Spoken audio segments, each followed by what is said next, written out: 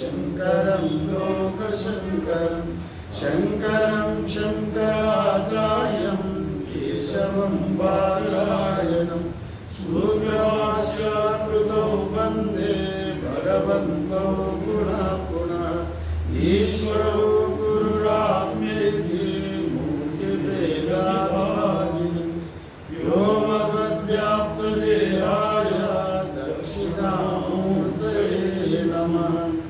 ओम शांति शांति शांति। हम लोग ईशावास्य उपनिषद का 14 मंत्र का भाष्य देख रहा है और अभी तक हम लोग ये 14 मंत्र है या ये कर्म का उपासना का आखिरी मंत्र है। ये कर्म शुरू हुआ था 9वीं मंत्र में। 9वीं मंत्र में हम लोग जो देखा था अंधम तम प्रविशन्ति ये विद्या उपासते ततो भूयते तमोयावु विद्यायागम रता। माने अंधम तम प्रविशन्ति जो कर्म करने वाला कर्म को वहाँ निंदा किया गया। कर्मकांड जो करने वाला अग्निहोत्रादि इत्यादि जो कर्म में रतवान लोगों को वह खंडन किया गया। फिर उपासन भी करने वालों को भी केवल उपासना करने वालों को भी निंदा किया। ततो भूयते तमोयावु विद्यायागम रता इत्यादि नाम से वहाँ कहा गया और 10वीं मंत्र में उसका फल बताया गया। माने विद्या से आपको क्या मिलेगा, अब उपासना से क्या मिलेगा, सिद्धियाँ मिलेंगी। विद्या बताया गया वहाँ पर विद्या देवलोका कर्मणा पितृलोका इत्यादि बताया गया और उसका समुच्चय का फल बताया गया। देवलोक में जाके आपको वहाँ देवसायुज्यु हिरण्यगर्भ का साथ रहेंगे जितने दिन जैसे जैसे अपना कर्म है। सकाम कर्म करने वालों का और वहाँ पर जितने दिन रहेंगे फिर वापस वो लोग आने का वजह से उसको भी अंधतमा लोग कहा गया। अंधम तम प्रविशन्ति ये अविद्या उपास ततो भूयते तमोयावु विद्यायागम रता। माने जो विद्या मतलब उपासना का भी घोर अंधकार जाएगा। मतलब कर्म को नकार के केवल उपासना करने वालों को वहाँ निंदा किया गया एक उपासक को। क्योंकि अगर कर्म को टुकरा के केवल उपासना करे तो प्रत्यवाय दोष लगेगा, किंतु कार्य भी ब्रह्म ही है कारण भी ब्रह्म है। आप केवल कारण को पकड़ के कार्य को छोड़ देते हो फिर वो प्रत्यवाय दोष लगेगा। भगवान गीता में भी कहा नहीं कच्चित क्षणमपि जातु तिष्ठत्य अकर्म कुरुत इत्यादि रूप में। मैं मनुष्य का स्वभाव ही है कर्म करने का, बिना कर्म करने करके एक क्षण भी नहीं रह सकता। मतलब हम लोग श्वास ले रहे हैं तो आंख पलक रहे हैं, जा रहे हैं, आ रहे हैं, देख रहे हैं, सब कर्म ही है, प्रकृति का ही कर्म ही है। इसलिए कर्म का केवल उपासना को वहाँ निंदा किया गया। और फिर यहाँ पर 9, 10, 11 में वहाँ पर समुच्चय बताया गया और विद्या देवलोका इत्यादि और कर्मणा पितृलोक का फल भी बताया गया। फिर वहाँ से यहाँ संभूति असंभूति की बताया। यहाँ कार्य ब्रह्म कारण ब्रह्म का उपासना बताया। वहाँ तो केवल कर्म उपासना वहाँ बताया। यहाँ कार्य कारण ब्रह्म मीन्स यहाँ पर पृथ्वी में आप ब्रह्म विष्णु महेश्वर किसी का आप पूजा कर रहा है अंततो गत्वा वो हिरण्यगर्भ को यहाँ पर कार्य ब्रह्म का रूप में कहा गया। व्याकृत अव्याकृत हिरण्यगर्भ का जो कुछ वह उत्पन्न हुआ उसको संभवा भी कहा जाता है। संभव मतलब जो कुछ जन्म हुआ, इसलिए हिरण्यगर्भ से जो कुछ उत्पन्न हुआ है वो कार्य ब्रह्म का वहाँ निंदा किया गया। यहाँ पर संभूतिंच असंभूतिंच यस्तवेद उभयगम सा या इत्यादि मंत्र से या दोनों को यहाँ पर तमो भूयते ततो भूयते तमोयावु संभूत्यागम रता इत्यादि रूप में यहाँ खंडन किया गया। फिर 13वीं में खंडन क्यों किया, मतलब वह खंडनार्थ खंडन नहीं है। आप अलग एक को करे तो आपका फिर प्रत्यवाय दोष लगेगा, एक का पीछे रहेगा, एक को छोड़ देगा। दोनों को अब तो क्षमता है दोनों एक साथ करने का। एक को करने तो भी फल मिलेगा, वैसा नहीं फल नहीं मिलेगा, वैसा नहीं है। क्योंकि कल बताया था एक तिल में अगर तेल नहीं रहे तो समूह में भी तेल नहीं रहेगा, इसलिए एक में अगर फल नहीं मिले तो समूह में भी नहीं मिलेगा, वैसा बताया गया। इसलिए उसकी क्षमता है, मगर आपको जितने पूर्ण रूप से वो क्षमता आपको पार करा नहीं देगी। आपको नदी पार करना है तो क्षमता अच्छा नाव चाहिए ना, टूटा फूटा वाला थोड़ा लकड़ी है तो उस सहारे आपको नहीं पहुंचेगी। इसी का वजह से वहाँ पर समुच्चय का यहाँ पर बताया गया। वहाँ पर यहाँ फल बताया गया, फल निर्देश किया गया। संभूति का फल है हिरण्यगर्भ का प्राप्ति, हिरण्य लोक जाएंगे, स्वर्ग ब्रह्म लोक वहां तक। और असंभूति का जो कारण ब्रह्म का उपासना करे तो प्रकृति का उपासना, उसका फल कल बताया था, वो आप जाएंगे प्रकृति लय तक जाएंगे। प्रकृति लय का फल बताया गया, अभी वो बताने वाला है समुच्चय का। दोनों को अगर मिलजुल के करें तो समुच्चय का विधान एक ही पुरुष या कार्य ब्रह्म का कारण ब्रह्म का उपासना करने का यहाँ पर अभी बताने वाला है। अभी इसका हम 14 मंत्र का थोड़ा हम लोग उच्चारण करेंगे। संभूतिं च विनाशं च यस्तद्वेद उभयगं सः विनाशेन मृत्युं तीर्त्वा संभूत्या अमृतमश्नुते। इसी मंत्र में एक वहाँ व्याकरण का दृष्टि से एक गलत हो गई, माने शंकराचार्य ही वैसा बताया गया, गलत नहीं है। वो व्याकरण का दृष्टि में पहले जब जो मंत्र जहाँ खत्म हो गए थी ये नस्तद विचक्षिरे, फिर ये मंत्र शुरू हो रहा है असंभूति। वहाँ सहा आहा वहाँ मिले तो ग्रामर में आहा छूट जाएगा, लोप हो जाएगा। यहाँ पर आहा आकार लोप हो गया पहले मंत्र में, यहाँ पर होना चाहिए असंभूतिंच विनाशंच। यहाँ पर असंभूतिंच विनाशंच होना चाहिए, आ आना चाहिए वहाँ पर। संभूति का पहले आ आना चाहिए, हाँ। असंभूतिंच विनाशंच वैसा रहना चाहिए, क्योंकि विनाश का नाम ही हिरण्यगर्भ का नाम है विनाश। अगर यह संभूति विनाश दोनों मतलब दोनों ही एक ही अर्थ में आ रहे हैं, इसलिए वहाँ असंभूतिंच विनाशंच वैसा कहना चाहिए। ये बात वहाँ अभी हम भाष्य पढ़ेंगे तो उसमें भी बोलेगा, वहाँ पर लोप हो गई, आप लोग वहाँ पर आ लगाइए, हाँ उच्चारण करिए, वैसे भी बताएगा। और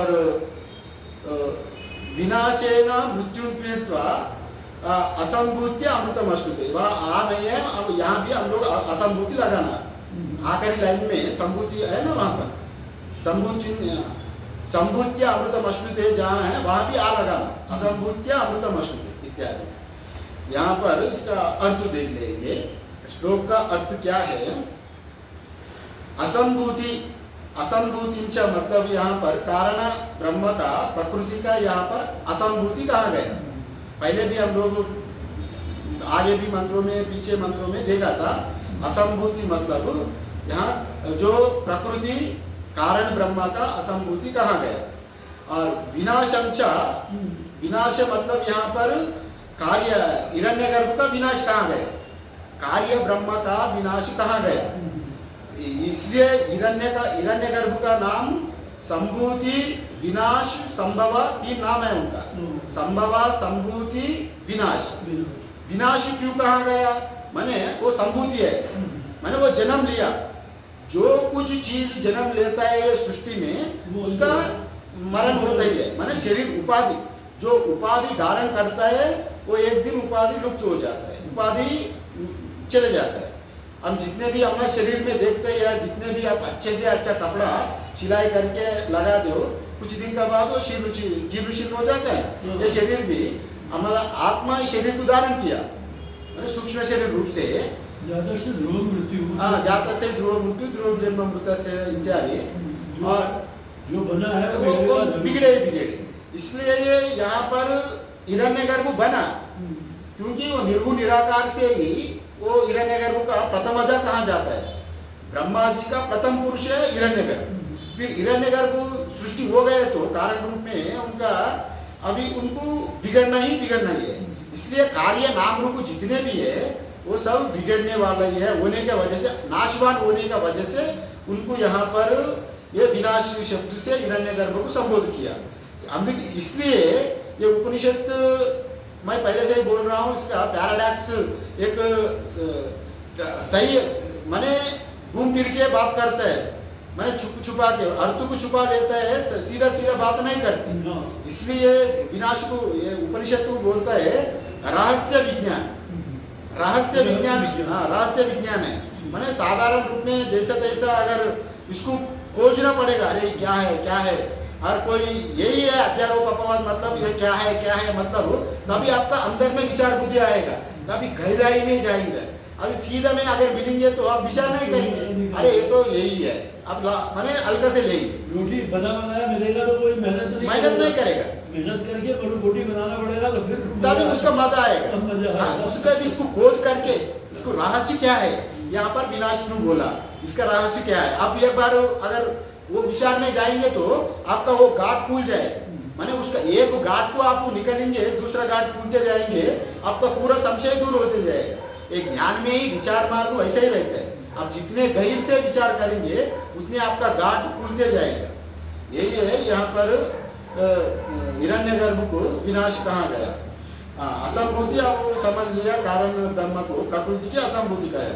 असंभूतिम च विनाशम च यस्तद वेदो उभयगम सह, यस्तद वेदो माने दोनों को आप जानकर, दोनों को उपासना करके जानकर, उभयगम सह माने एक ही पुरुष एक ही साथ में इसको उपासना करे, माने यहाँ पर समुच्चय की बता रहे, दोनों को उभयगम सह मतलब यहाँ पर दोनों का जो समुच्चय यहाँ पर बता रहा है, दोनों को जान के एक साथ, उभयगम सहा मतलब साथ यहाँ अर्थ आता है, दोनों का एक साथ में समुच्चय करके दोनों को उपासना करने के लिए बता रहा है। यहाँ पर विनाशेन मृत्यु तीर्थ, फिर यहाँ पर विनाश आ गया, मतलब विनाश से हिरण्यगर्भ से आप मृत्यु तीर्थ मतलब यहाँ इसको समझने का बात है। अहंग्रह उपासना से उपासना करके, यहाँ पहले तो वो अहंग्रह उपासना पहले नहीं बताया, विद्या में नहीं बताया, केवल उपासना बताया। यहाँ इसी संभूति असंभूति में ये व्यापक दृष्टि में बता रहा है इसको, हिरण्यगर्भ का अपना स्वरूप व्यापक होने का दृष्टि से। क्योंकि जो साधक अगर हिरण्यगर्भ का उपासना करे तो उसको कल बताया था अनिमादि ऐश्वर्य सिद्धि हो रहा है, माने हिरण्यगर्भ में जितने विभूतियां है, जितने गुण है, ये साधक में अंदर में भी उतने ही गुण आएगा, वो भी व्यापक हो जाए। इसलिए यहाँ पर जो अहंग्रह उपासना यहाँ बताया गया। और आप सुनिए ना विष्णु जी, वहाँ एक लाइट है तो दबा देना, इसमें ये यहाँ पर यहाँ इसका ये लाइट है ऊपर में, ऊपर से दबा दो, छोटा लाइट नहीं उसमें छोटे से स्विच है, छोड़ दो। इसमें लाइट आता है उधर उस तरफ है, कहाँ पर है स्वामी जी? बैठे ठीक है, रहने दीजिए चलो कोई नहीं, वो नहीं पीछे तरफ है, पीछे तरफ पीछे छोटा से है बटन है, खराब हो जाएगा, खाली रहने ठीक है रहने दीजिए, दिख नहीं रहा है, रहने दीजिए आप विष्णु जी। है तो इसी में है, कहीं वो स्विच होता है एक लाइट का, विष्णु जी बैठे ठीक है। यहाँ पर संभूतिंच विनाशंच यहाँ पर बताया गया था, यहाँ पर असंभूतिंच यहाँ पर जो यहाँ पर या बिना हिरण्यगर्भ से विनाशेन मृत्यु तीर्थवा, विनाशेन माने हिरण्यगर्भ से अहंग्रह उपासना से मृत्यु तीर्थ यहाँ पर कहा गया। अहंग्रह उपासना यहाँ जो कहा गया, यहाँ पर जो अनिमादि ऐश्वर्य सिद्धि प्राप्ति होगा, ये अहंग्रह उपासना जो सकाम भाव से करेंगे तो अनिमादि ऐश्वर्य सिद्धि प्राप्ति होगा। ऐश्वर्य सिद्धि वो गुण हिरण्यगर्भ में है, माने उसको ऐश्वर्य मतलब यहाँ माना हम सिद्धि उपयोग करने के लिए नहीं है, जानने के लिए, माने सूक्ष्म तत्व को जानने के लिए, माने ये संसार कैसा है उसका एक विज्ञान है, साइंटिस्ट है एक, जो विज्ञान का शोधन करने वाला जो साइंटिस्ट है वो उनको सृष्टि का रहस्य खोजता है ना, इसका अंदर क्या है, ये रहस्य कैसा है, ये सिद्धि मतलब ये हिरण्यगर्भ का पूरा उनको जानकारी हो जाता है। वो जानकारी होने के नाते फिर वो समझ लेता है ये पूरा जितने कार्य है ये कार्य अलग नहीं है कारण से, ये हिरण्यगर्भ अपने स्वरूप से समझ जाएगा। स्वप्नवत संसार है हाँ क्योंकि हिरण्यगर्भ स्वप्न की तरह है। जी जी जी, तो कार्य नाम रूप काल्पनिक है, ऐसे ही काल्पनिक ये संसार भी है। हाँ ऐसा समझ जाएगा। वैसा जब समझने के लिए ये ऐश्वर्य है। अगर आपका पास को कुछ प्राप्त किया गया, ये छुरी है आपको सब फल काटने के लिए, अभी अपना हाथ काटेंगे नहीं, किसका गले तो नहीं काटेंगे ना, किंतु आप अपना जब प्रयोजन हो जाएगा आप अपना फल काटेंगे, सब्जी काटेंगे, आप उपयोग में लाएंगे, उससे आपका जीवन यापन चलेगा। भोजन बना के जैसे किलिंग खाएंगे ना, अगर कोई किसका मन में दूसरा कोई दुरुपयोग करने का वैसा आए तो वैसा भी कर सकते, किंतु वो ज्ञानी पुरुष वैसा दुरुपयोग नहीं करेगा। वो जानकर इसका तत्व को जान के, उसका अवगुण को जान के, अवगुण को छोड़ के, अवगुण को छोड़ के गुणों को स्वीकार करके, ये ऐश्वर्य जैसा जान बुझ के इसका कारण को जान के वो अमृत को प्राप्ति हो जाता है। यहाँ तक बताया ना, प्रकृति लय तक चले जाता है। यही पर यहाँ पर यही बताया विनाशेन मृत्यु तीर्थ। यहाँ पर ये समझने का बात है, यहाँ पर मृत्यु क्या है, यहाँ पर जो मृत्यु कहा गया, मृत्यु का हेतु बता रहे। हमारा मृत्यु का हेतु है जो अनैश्वर्य। ऐश्वर्य मतलब जो अनिमादि अष्टसिद्धियां ऐश्वर्य है, उसका विपरीत को कहा गया अनैश्वर्य। ऐश्वर्य मतलब अनिमादि अष्टसिद्धि ऐश्वर्य कहा गया, यहाँ पर अनैश्वर्य कहा गया। अनैश्वर्य मतलब जो काम क्रोध, जो अधर्म, जो दैवी संपत्ति, दैवी गुण, आसुरी गुण जितने ही है, मन अदैवी गुण जो आसुरी संपत्ति इत्यादि जितने हैं, ये सब अंतःकरण में पड़ा हुआ ना। जो अंतःकरण में पड़ा हुआ जो प्रतिबंध वासना प्रतिबंधकों को हटाना ही यहाँ पर मृत्यु को पार करना बोला। मृत्यु को पार करना है मतलब अंतःकरण में पड़ा हुआ काम क्रोध इत्यादि ये वृत्तियों को हटाना ही इसको पार करना। यहाँ पर यही बताया विनाशेन मृत्यु तीर्थ। विनाशेन मृत्यु तीर्थ मतलब हिरण्यगर्भ जो कारण, हिरण्यगर्भ जो अहंग्रह उपासना से अनैश्वर्य से मृत्यु से पार हो जाना। अनैश्वर्य मतलब ये काम क्रोध आदि इत्यादि जो अवगुण है, इसको पार करना ही मृत्यु को पार करना। यही पर यहाँ बताया गया। और यह ऐश्वर्य तो आपको कल समझ लिया, अनिमादि अष्टसिद्धि हिरण्यगर्भ का ऐश्वर्य है। अनैश्वर्य है इत्यादि काम क्रोध लोग दो अधर्मिक जो भी जितने हैं वो सब अनैश्वर्य है, इसको पार करना। यही यहाँ पर अर्थ वैसा दिया गया। असंभूत्य अमृतमश्नुते। विनाशेन मृत्यु तीर्त्वा असंभूत्य अमृतमश्नुते। असंभूत्य अमृतमश्नुते मतलब प्रकृति उपासना से अमृतत्व को प्राप्ति कर लेना। यहाँ पर वैसा अर्थ है, क्योंकि यह असंभूति मतलब कारण ब्रह्म प्रकृति, असंभूति मतलब प्रकृति कारण, जो कारण ब्रह्म। दो उपासना बताया ना, एक कार्य ब्रह्म उपासना, कारण ब्रह्म उपासना। कार्य ब्रह्म उपासना, कारण ब्रह्म उपासना अंततो गत्वा मूल में अभेद ही है, किंतु नाम रूप में भेद है। जैसा आप आभूषण है, आभूषण जितने बना उसको हम लोग हिरण्यगर्भ कार्य ब्रह्म कह रहे हैं, और सोना को कारण ब्रह्म कह रहे हैं। इतने ही मैंने कार्य को छोड़ के कारण में जाना, ये इतने का यहाँ अर्थ आ रहा है। आप समझ लिया? अब जितने गहने हैं आभूषण, तरह तरह का आभूषण है, ये पूरा प्रपंच, ये कार्य प्रपंच। हिरण्यगर्भ चीटी से लेकर हिरण्यगर्भ तक ये पूरा कार्य ब्रह्म है, मैंने पूरा आभूषण ही है। आभूषण ही किसका आभूषण है? आत्मा का आभूषण है, वैसे समझो। नाम रूप पूरा आभूषण है, और इसको आभूषण को छोड़ के सोना में जाना, उसका कारण में जाना, जिससे वो बना है वो उस सोना में जाना। यही बात यहाँ पर यहाँ ये बोला विनाशेन मृत्यु तीर्त्वा असंभूत्य अमृतमश्नुते। माने असंभूत्य कारण रूप से ये दो आपको प्रकृति ले जाना। यहाँ पर कारण क्या है? प्रकृति। प्रकृति यहाँ अय्यष्टु उपासना यहाँ बताया गया, प्रकृति लय ही अय्यष्टु बताया गया, क्योंकि यहाँ पर पूर्ण ब्रह्म तो ब्रह्मज्ञानी जैसा पहले जो ईशावास्य विदग्गम सर्वम यत्किंच जगत्याम जगत, जो उसका जो प्रतिपादन 8वें मंत्र तक ही है। उसका पूर्ण जो प्राप्ति वहाँ 7वें मंत्र में बताया गया। यस्मिन् सर्वाणि भूतानि आत्मैव भूत विजानता तत्र को मोह का शोक इत्यादि मंत्र में वो एकत्व भाव को अनुभव करने को ज्ञान का हाईएस्ट अवधि फल बताया वहाँ। यहाँ पर अमृतत्व मतलब यहाँ का जो प्रकृति में लय हो जाना, प्रकृति लय ही यहाँ पर बताया गया। मतलब वो कारण ब्रह्मा में लीन हो जाना, कारण ब्रह्मा ही प्रकृति है, प्रकृति लय की यहाँ पर बताया गया। और यही यहाँ पर दोनों संभूति और असंभूति समुच्चय का एक साथ एक ही पुरुष द्वारा उपासना करने के लिए यहाँ पर ये मंत्र में बताया गया। और इसका हम लोग थोड़ा भाष्य देखेंगे तो और स्पष्ट हो जाएगा।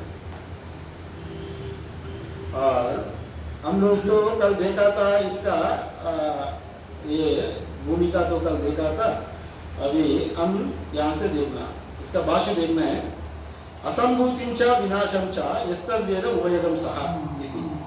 असंभूतिंच विनाशंच यस्तद्वेद उभयगम सह मतलब यहाँ कार्य ब्रह्मा तथा कारण ब्रह्मा दोनों को एक ही पुरुष साथ साथ उपासना करना है।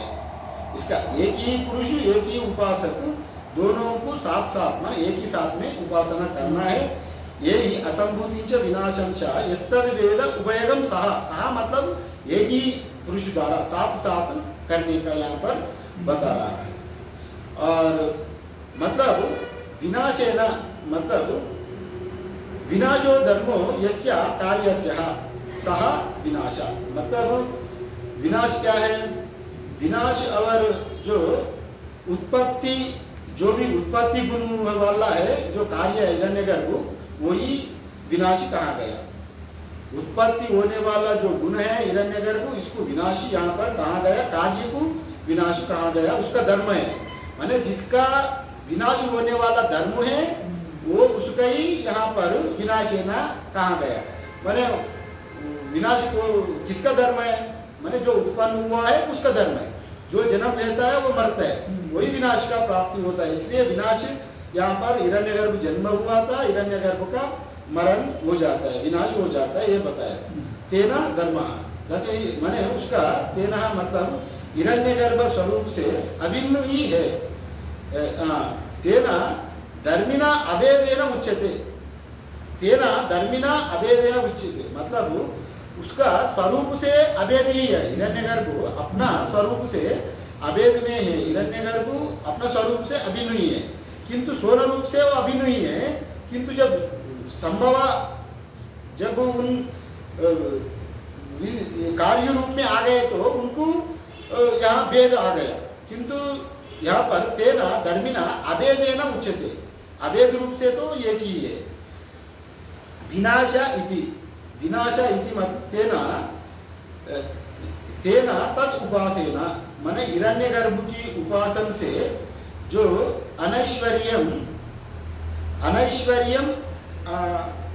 अनैश्वर्यम अधर्म कामादि दोष जातम च इत्यादि बताया गया। माने यहाँ बताया तत् अनैश्वर्यम अधर्म कामादि दोष, माने अनैश्वर्य दोषों से मुक्त होना।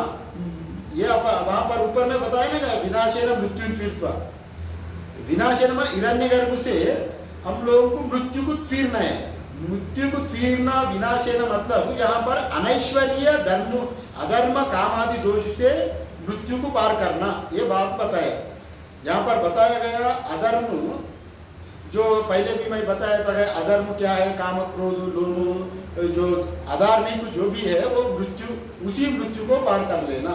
अंतःकरण का जो अंतःकरण में पड़ा हुआ जो प्रतिबंधक है उसको आगे जाने नहीं दे रहे हैं, उसको आप पार करें तो ही आप आगे बढ़ेंगे। इसी का ही अंतःकरण का कुसंस्कार कुवासना जो अधार्मिक काम क्रोध इत्यादि जो मल, यहाँ आपको समझ लेना, मल को हटा के मल दोष को हटाने के लिए बता रहे हैं। यहाँ संभूति से हिरण्यगर्भ से मल दोष निवारण होगा और ये असंभूति का उपासना से विक्षेप का निवारण होगा। विक्षेप दोष मल दोष दोनों नहीं रहे तो आप पूर्ण रूप में ज्ञान का अधिकारी बनेंगे। माने आपको साधन चतुष्टय अधिकारी आप बन जाएंगे। का साधन चतुष्टय अधिकारी बनेंगे, तभी आपको ज्ञान का सक्षम अधिकारी, उत्तम अधिकारी बनेंगे। आपको ज्ञान प्राप्ति में आपको देरी नहीं लगेगी। इसलिए ये दोनों ही उपासना का फल है साधन चतुष्टय संपन्न का अधिकारी बनाने के लिए। ये वो पहले ही वो 10वीं मंत्र में जो भी हमको उपासना करता है, मैं उनको ज्ञान योगी ददामी बुद्धि योगम तम तेन माम उपयंति ते, जो कहा गए थे ना, मैंने हमको जो उपासना करता है, पूजा करता है, हमको निष्ठा से बचता है, हम उनको ध्यान योग देता हूँ। भगवान गीता में कहा गया, मैंने हमको मुक्ति साक्षात मुक्ति देता हूँ, वैसा नहीं कहा। मैंने यहाँ भी ये भी है, वैसे ही सिद्ध होता है। मतलब अब कर्म उपासना करेंगे तो उसका अवधि यहाँ तक ही है, ये आपको उसका बल हाईएस्ट अवधि प्रकृति लई है। माने आपको अंतःकरण में पड़ा हुआ मल विक्षेप दोष का निवारण तक ही है। हिरण्यगर्भ का उपासन से अंतःकरण का मल निवृत्ति करके, यहाँ पर मृत्यु है, मृत्यु को पार करके मतलब मल निवृत्ति करके फिर वहाँ या प्रकृति लय हो जाना, इसका ये अर्थ आता है। वैसा अधर्म कामादि दोष जातम च मृत्युं तीर्था, या मृत्युं तीर्था का अर्थ बता रहे हैं। हिरण्यगर्भ उपासनेन ही अनिमादि प्राप्ति फलम। हिरण्यगर्भ उपासना से क्या प्राप्ति होता है? अनिमादि ऐश्वर्य सिद्धि प्राप्ति होता है। तेना अनैश्वर्यादि मृत्युं अतीत्य, यहाँ पर जो साधारण तो हिरण्यगर्भ का उपासना से हमको जो अनिमादि ऐश्वर्य सिद्धि प्राप्ति होता है, वो तो साधारण, उसको जान के हुए उसका अवगुण को त्याग करना। तेना अनैश्वर्यादि मृत्यु अतीत्य, माने अनैश्वर्य जो काम क्रोध आदि लोभ मल जो मला दोष है, उसको आतिथ्य मतलब उसको पार करना, वही मृत्यु है। यहाँ कहा जा रहा है उसको पार करना। यहाँ पर असंभूति का वर्णन कर रहे हैं। यहाँ पर कारण ब्रह्म का अभी अगले वर्णन का, अभी तक जो कार्य ब्रह्म का बारे में, हिरण्य गर्भ का बारे में बताया, अभी असंभूति का बारे में बता रहे हैं। असंभूत्या मतलब अव्याकृत उपासनाया अमृतम जो प्रकृति लय लक्षणम अश्नुते इत्यादि बताया। मतलब असंभूति मतलब क्या बता रहा है यहाँ पर? अव्याकृत उपासनाया, अव्याकृति मतलब वो प्रकृति की अव्याकृति बताया, व्याकृति मतलब कार्य ब्रह्म बताया, अव्याकृति मतलब कारण ब्रह्म, वो प्रकृति माया जैसे ही उसका ही यहाँ पर अव्याकृति नाम से कहा गया। असंभूति मतलब अव्याकृति, जो अव्याकृति का उपासनाया अमृतम में तो अमृत जो प्रकृति लय का ही यहाँ अमृत पर बताया गया।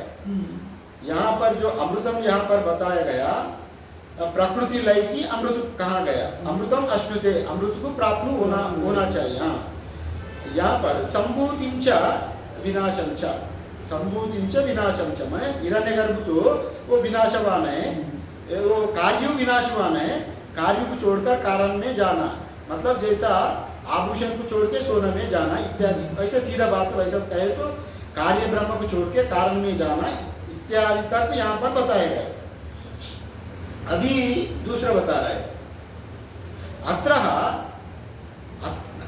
अत्र अवर्ण लोपेन निर्देशो द्रष्टव्यः प्रकृति लय फलश्रुत्यानुरोधात्। अभी यो बता रहा है जो अत्र अवर्ण लोपेन निर्देशो द्रष्टव्यः, पहले मैं बताया था ना जो संभूतिंच विनाशंच जो बताया, वहां पर आकार लोप हो गया, आप लोग आकार को वहां लगा दीजिए, यही पर यहाँ बता रहे हैं। ये अवर्ण लोपेन निर्देशो द्रष्टव्य मतलब वहां पर यह निर्देश किया जा रहा है, थोड़ा आप लोग समझ ध्यान दे देना। ऊपर में जो संभूति कहा गया वहाँ असंभूति का आकार का लोप हो गया, वहाँ आकार को लगा देना, क्योंकि प्रकृति लय फलश्रुति अनुरोधात्, क्योंकि प्रकृति लय वहाँ पर असंभूति अर्थ बताए तो ही प्रकृति लय का अर्थ निकलेगा। नहीं तो अगर आप वहाँ पर संभूति अगर वैसे समझेंगे तो दोनों हिरण्यगर्भ ही निकलेगा। संभूति नाम हिरण्यगर्भ है, विनाश भी हिरण्यगर्भ है, फिर आपको वहाँ पर प्रकृति का वहाँ पर ठीक अर्थ नहीं आएगा। इसी का वजह से आप वहाँ पर आ लगाना ये यहाँ पर बताया गया। मतलब अव्याकृत प्रकृति की उपासना के द्वारा प्रकृति लय जो प्रकृति लय रूपी अमृतत्व को प्राप्त कर लेता है। और वहाँ पर जो दो आकार लोप हो गया था, आकार को यहाँ पर लगा देना इत्यादि रूप से वहाँ बताया। इसका पूरा ये अंतिम तात्पर्य यही हुआ, ये हिरण्यगर्भ पल से, हिरण्यगर्भ का जो पल है उससे जो अलग जो असंभूति प्रकृति का पल अलग है। और इस उपनिषद जो मंत्र ये दोनों का अभिन्न जानकार, जो अभिन्न जानकार हिरण्यगर्भ और प्रकृति उपासना को एक साथ अनुष्ठान करने के समुच्चय करने का उद्देश्य से यहाँ पर यह बताया गया। और फल तो बताया गया, इसका हाईएस्ट अवधि है प्रकृति लय, और हिरण्यगर्भ का उपासना का फल बताया अनिवार्य ऐश्वर्य सिद्धि।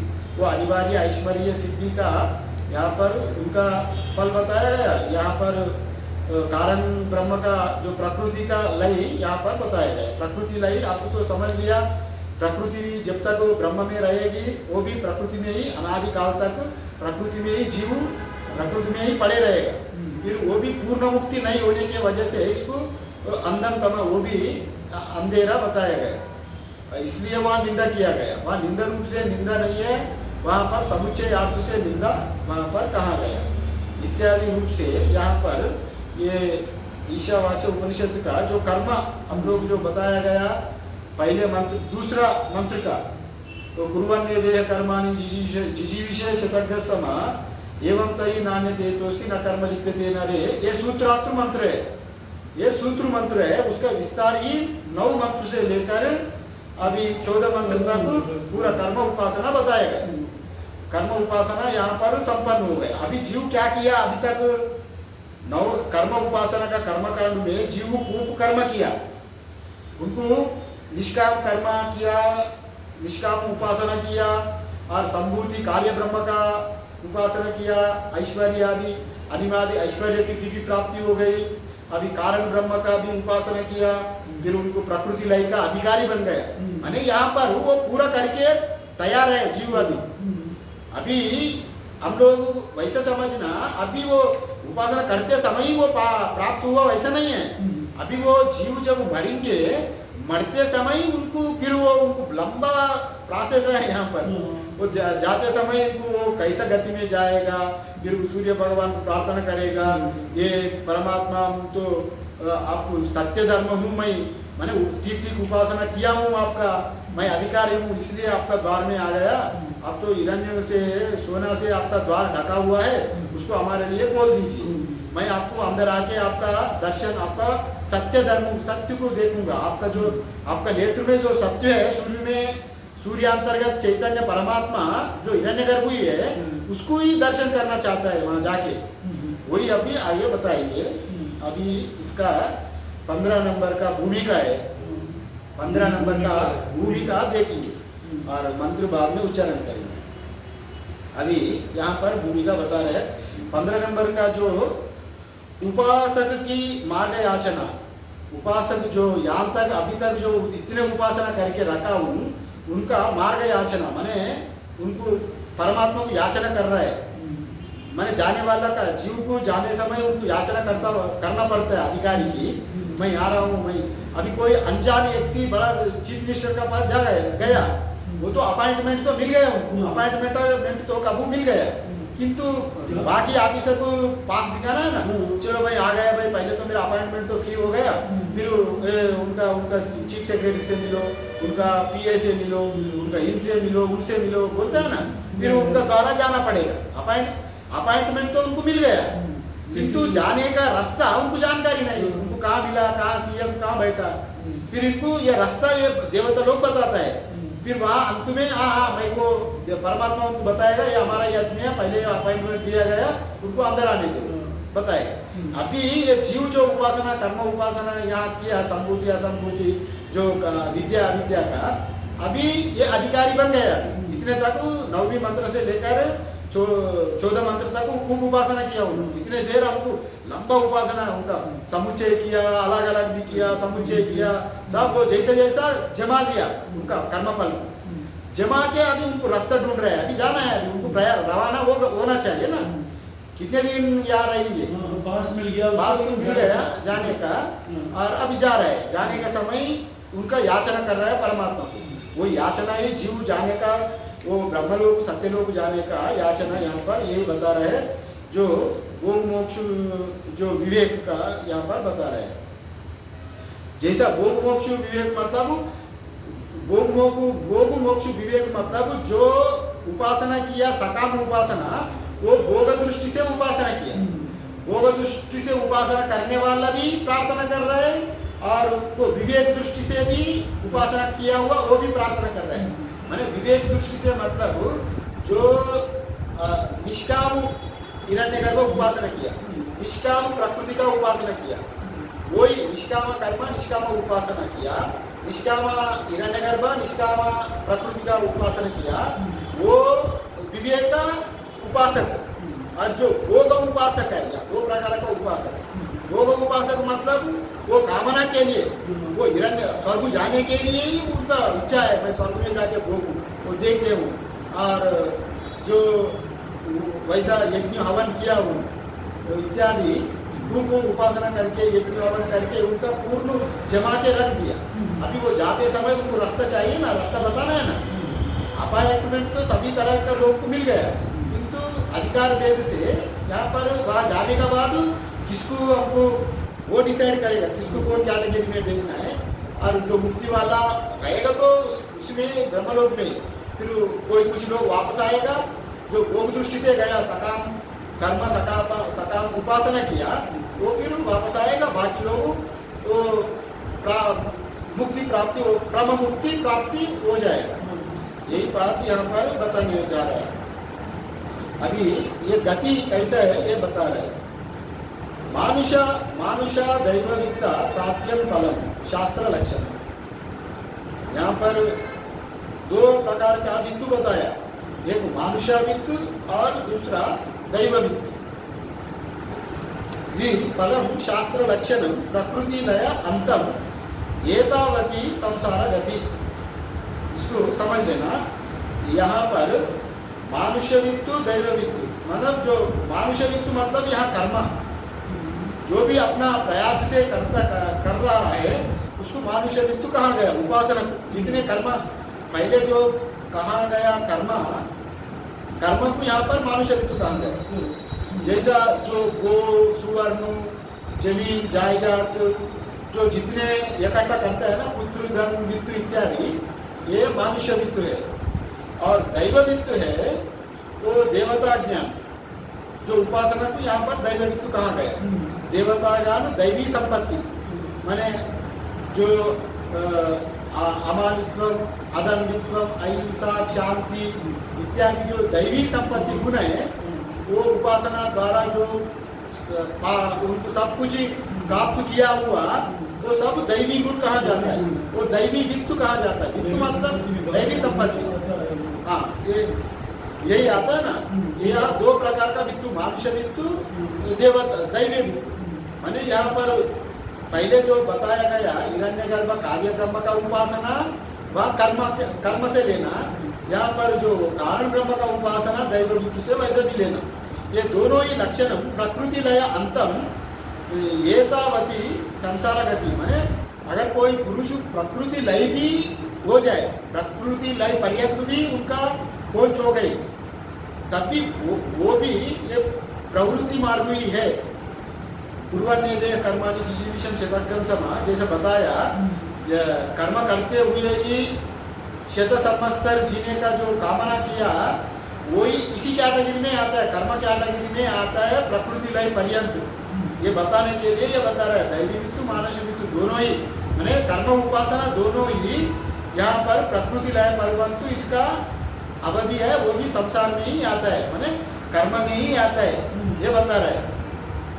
फिर अतः परम पूर्वोक्तम यस्मिन् सर्वाणि भूतानि आत्मैव भूत विजानतः तत्र को मोह कश्योका इत्यादि मंत्र से अतः परम माने वो निवृत्ति मार्ग बताया गया, जो जैसा ईर्ष्यावास्य विदग्धम सर्वम यत्किंच जगत्याग जगत तेन त्यक्तेन रुचिता माकुदा कस्य सिद्धनम, जो त्याग से ही ये पालन अपना संपूर्ण त्याग करके ही अपने जीवन को पालन करो और सब कुछ ही अपना आत्मा को ज्ञान को सर्वात्म भाव का प्राप्ति के लिए ज्ञान में ही लगे रहने के लिए जो पहले मंत्र सभी परमात्मा होने के नाते जो बताया गया उसका अतः परम पूर्वोक्तम माने वो जो निवृत्ति मार्ग का जो मंत्र बताया गया आत्मा एवं विजानता इत्यादि यहाँ दिया गया।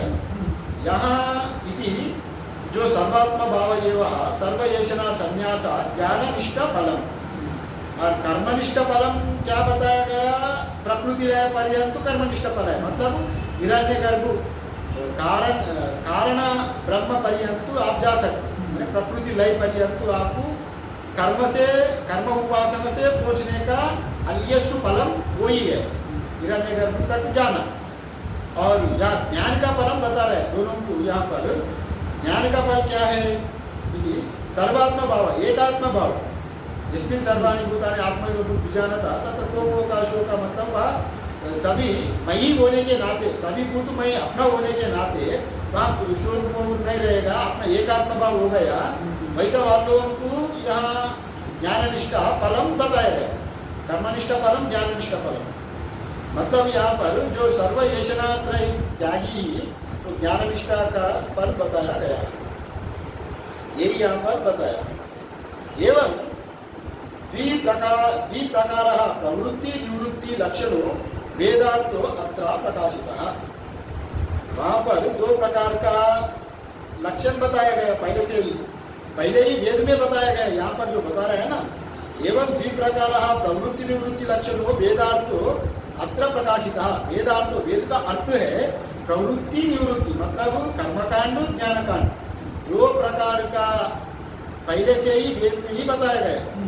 प्रवृत्ति लक्षणों निवृत्ति लक्षण धर्म, ज्ञानम संन्यास लक्षणम इत्यादि वो सनक सनंदन इत्यादि वो उनका जो सृष्टि किया हुआ समय ही लोकोस्मिन् द्विविधानिष्ठा पुरापोक्त मयानगा ज्ञान योगेन सांख्यानाम कर्मयोगिन योगिनम, भगवद गीता में कहा गया पहले ही लोकोस्मिन् द्विविधानिष्ठा, दो प्रकार का निष्ठा, एक ज्ञान निष्ठा दूसरा कर्म निष्ठा, एक प्रवृत्ति दूसरा निवृत्ति, दोनों ही वेद परंपरा में ही है, ये पूर्व काल से ही आ रहा है ये परंपरा अधिकारी वेद से, क्योंकि अगर सभी एक जैसे ही रहे तो सृष्टि चलेगा कैसा, अगर सभी निवृत्ति मार्ग ही है तो सृष्टि आगे नहीं बढ़ेगा, सभी वो सनक सनंदन जैसा अगर नहीं हमको संसार में जाना ही नहीं, जंगल में जाके हमको शादी नहीं करना, पुत्र नहीं चाहिए, धन नहीं चाहिए, मैं ऐसा अगर सृष्टि आगे बढ़ेगा ही नहीं, तभी मरीचादि प्रजापतियों को फिर सृष्टि करके इसको प्रवृत्ति मार्ग में नियुक्त किया परमात्मा ने, नियुक्त करके तुम ये सृष्टि का पालन करो, उसी के लिए जितने भूलोक गोरलोक सुअर लोग 14 प्रजापति आए उनका कार्य ये सृष्टि की ब्रह्मांड को चलाना है, वही प्रवृत्ति मार्ग है।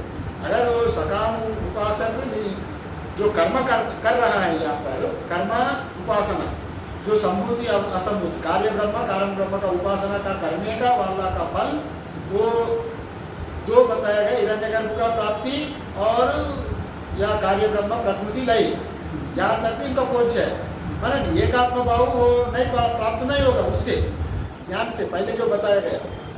फिर एकात्म भाव प्राप्त करना है तो जो विवेक उपासक जो निष्काम भाव से किया गया लोग ब्रह्मलोक में जाके ब्रह्मा जी द्वारा उपदेश प्राप्ति होकर फिर वहाँ से तत्वमस्यादि इत्यादि श्रवण करके वो अहम ब्रह्मास्मि रूप में एकात्म भाव को प्राप्त होके तभी उनको जीवन मुक्ति वहाँ से ब्रह्मा जी का 100 साल पूरा होने के बाद उनका पूरा वो आत्यंतिक दुख निवृत्ति परमानंद का प्राप्ति वो ब्रह्मवेद ब्रह्मैव भवति इत्यादि पूर्ण मुक्ति हो जाएगा।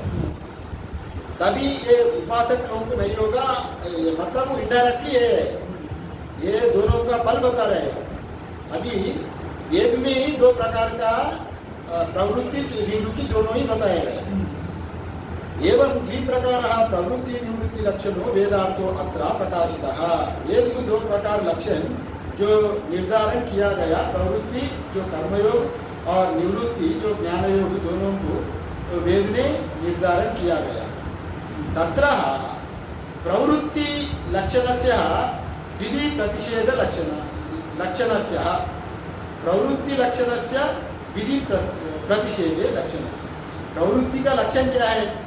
प्रवृत्ति मतलब यहाँ पर कर्मकांड का लक्षण जो विधि निषेध है, वो करो नहीं करो, तो इस करे तो प्रत्यवाय कुछ दोष, अगर कर्म गलत करे तो उसको निवारण के लिए प्रत्यवाय दोष लगेगा, उसको निवारण के लिए दूसरा कर्म करो इत्यादि।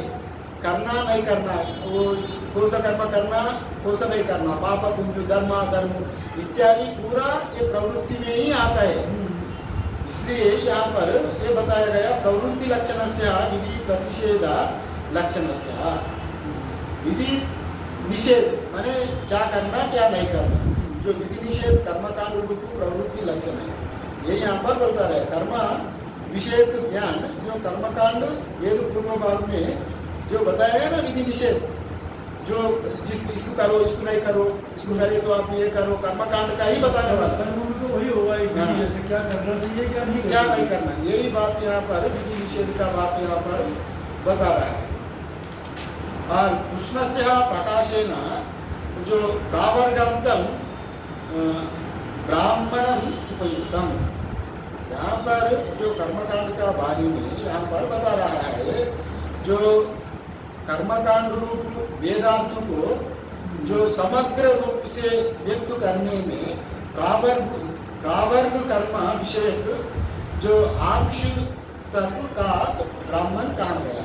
प्रावर्ग मतलब यहाँ पर जो यहाँ आपको आगे बता रहा है, जो उपयुक्त यहाँ पर निवृत्ति लक्षणम वेदार्थ अस्य प्रकाशने अतः ऊर्ध्वं गोदारण्यकम उपयुक्तम। मतलब यहाँ पर जो निवृत्ति लक्षण वेदार्थस्य प्रकाशने अतः ऊर्ध्वं गोदारण्यके, ऊर्ध्वं गोदारण्यक मैंने पहले जो गोदारण्यक उपनिषद में जो बताया गया उसके आगे का जो गोदारण्यक उपनिषद में निवृत्ति ज्ञान रूप वेदार्थ के बोध में जो प्रयुक्त हुआ है, वैसा ये गोदारण्यक में यहाँ पर कहा गया। माने वो क्या कहा गया यहाँ पर, वहाँ पर क्या कहा गया यहाँ पर बता, तत्र निषेकादि श्मशानांतम कर्म कुर्वन् जिजीविषेत् ये विद्यया सह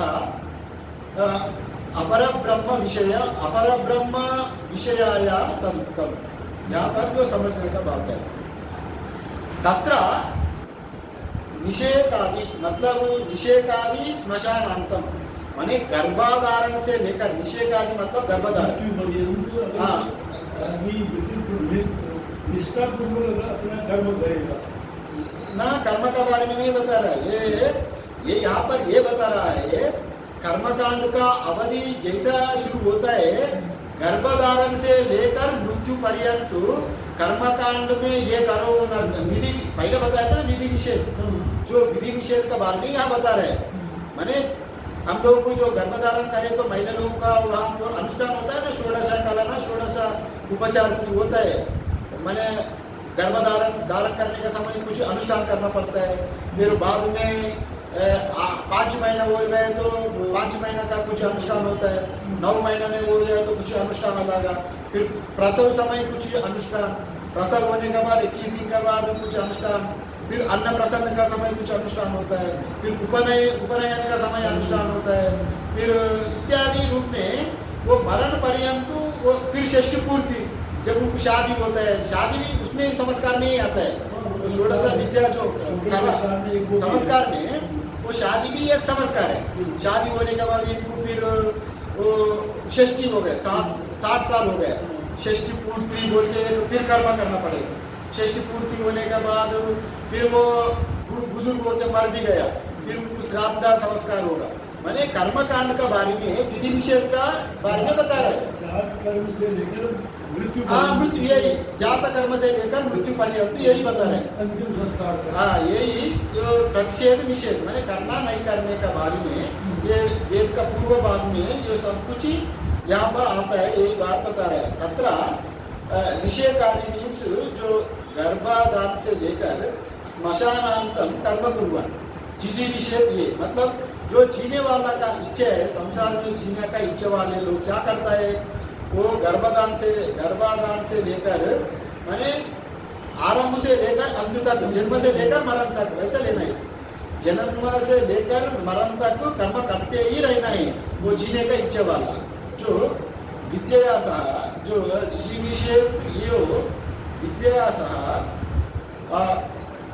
अपर ब्रह्म माने जो अपर ब्रह्म क्या है यहाँ पर कर्मकांड को या अपर ब्रह्म कहा। पर ब्रह्म मतलब निर्गुण निराकार ब्रह्म, अपर ब्रह्म मीन्स कार्य ब्रह्म। जो कार्य ब्रह्म का विषय है तदुत्तम। जो कार्य ब्रह्म का विषय क्या है, कार्य ब्रह्म का विषय है और व्यवहार में अच्छा बुराई जो भी करना, इसको करना इसको नहीं करना, और इसको करे तो पुण्य होगा, पुण्य के लिए हम लोग स्वर्ग जाएंगे, पाप करे तो नरक जाएंगे, नरक स्वर्ग जा। अच्छा ही जीवन में अच्छा कर्म करेगा, अंत में ऐसा कार्य करते हुए विधि निषेध के माध्यम से कर्म करते हुए मृत्यु को प्राप्त होगा, स्वर्ग को चला जाएगा, स्वर्ग को चले जाएगा, वो स्वर्ग को तो चले जाएगा। यहाँ पर जो गुरु में विधि निषेध जो बताया गया उसका ही खंडन कर रहा है। माने कर्म में रहने वालों का गति यहाँ पर जन्म से मरण लेकर जीने का इच्छा वाला कर्म करते ही रहना। हाँ यही है पर अपरा ब्रह्म विषय आया तदुत्तम। ये अपरा ब्रह्म विषयी जो जितने तक कहा गया वो सब अपरा ब्रह्म विषय ही है। जब ब्रह्मलोक पर्यंत जीव चले गया, अगर जो सकाम रूप से जो ब्रह्मलोक में गया हुआ व्यक्ति वो अपरा ब्रह्म विषय ही है, क्योंकि वहाँ जाके तब तक जो ब्रह्मा जी जो निष्काम भाव से गया वो अलग है। वो अगर वो जब ब्रह्मा जी उनको उपदेश देगा, जब उनको ऐक्य बोध हो जाएगा तब उनको मुक्ति हो जाएगा। फिर तब तक तो ये अपरा विषय ही है, अपरा ब्रह्म का विषय ही है, वो कर्म का संबंधित ही है। इसलिए ये कर्म उपासना को दोनों को देवता वित्तम और दैव वित्तम मानुष वित्तम ये दोनों ही कर्म में ही आ जाता है। हम लोग समझते हैं दैव वित्तम मतलब देवता उपासना ये और दूसरा होगा इत्यादि, वो ज्ञान में नहीं आता, वो कर्म कांड में ही आता, कर्म विषय में ही आता है, वो ज्ञान में नहीं आता। जैसा हम लोग ईशावास्य निधन सर्वम जो सूत्रार्थ मंत्र सूत्र रूप मंत्र पहले जो बताया गया उसका जो तीसरा मंत्र से लेकर आत्मा मंत्र में जो पूरा आत्मा का निरूपण, आत्मा का प्राप्ति, उसमें ये मंत्र नहीं आता। ये वो फिर उसका अधिकारी अलग है, उसका विषय अलग है, उसका फल अलग है। और ये कर्मकांड का भी उसका अधिकार अलग है, उसका विषय अलग है, उसका फल अलग है। सारे उसका दोनों कर्म ज्ञान दोनों वेद में ही अलग अलग बताया गया। उसका वजह से ही इसका यहाँ पर बताया गया ये अपरा ब्रह्म विषय तदुत्तम। ये पूरा अपरा ब्रह्म का ही विषय है, ये बात यहाँ पर बताया। उसका उदाहरण बता रहा है जैसा तो कल उसका बाकी हम कल समय भी देते। ओम पूर्णमदा पूर्णमिदं पूर्णात् पूर्णमुदच्यते पूर्णस्य पूर्णमादाय पूर्णमेवावशिष्यते। ओम शांति शांति शांति। शंकरं